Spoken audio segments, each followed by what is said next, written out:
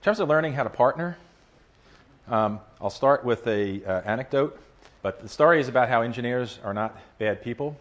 And the story is about during the French Revolution, back in the days when they had the guillotine, and every day they were taking folks up to have their heads lopped off. And this one particular day, a priest, a drunkard, and an engineer was led up to the guillotine.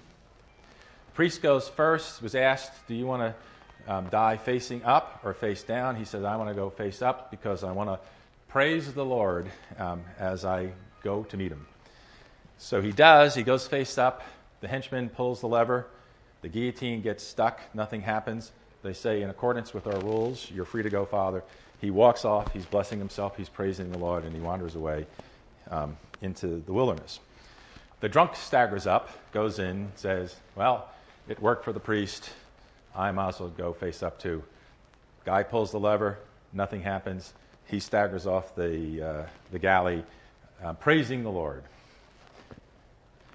They put the engineer up, and as he's going face up, just before the guy pulls the lever, he goes, wait a minute, I see what the problem is. Right? So, my point is, we have to learn how to partner with the engineers.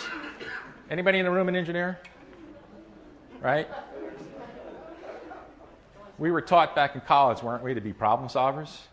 We were taught to don't get emotional. That's for the people that we serve. Just focus in on what's the givens. Don't add in any extraneous stuff because you'll get distracted.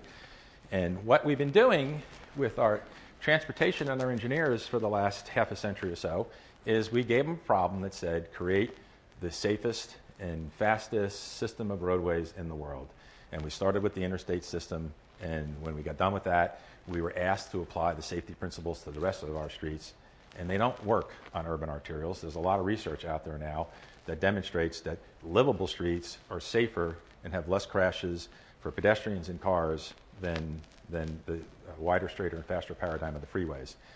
So now that it's the 21st century, we have to give our engineers new problems to solve, which is, for instance, how do we keep traffic moving through downtown Boise to get to the connector that's going to take them to all the places that it takes them to, but how do we do it in a way that respects the community, that's on the community's terms, that helps Boise become a vibrant downtown? That's a different problem to solve, and I have great confidence, having watched and been an engineer for 37 years, that we can solve it.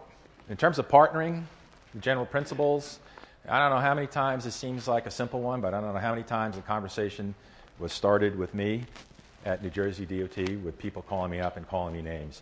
And I'm a human too, and when I would get upset and angry, whatever, I would just go into a shell, and it would be name, rank, and serial number. I'm not going to spend a minute trying to help you find a solution to this whole thing because I'm angry, and you insulted me.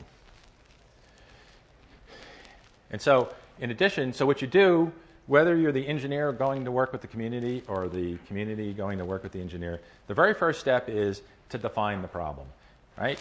We don't learn that in engineering school, the scientific method. Define the problem. And it's surprising how often that doesn't happen. And you can go on and tell stories for days about places like in Tupelo, Mississippi, where they were putting forth, they had a highway district too, a major thoroughfare committee, putting forth a $13 million project to widen the road to Elvis's birthplace. And when we had a chat with them and asked them, what are the problems you're trying to solve? And they listed them and said, now, how many of those does this solve? The guy went into a meltdown. It was like, wow. They've got 2 years into this process and never defined the problem and realized that their $13 million solution wasn't going to solve the problem. It was going to make more problems. So both sides, whether it's the engineers or the community, need to do their homework on how to make this work.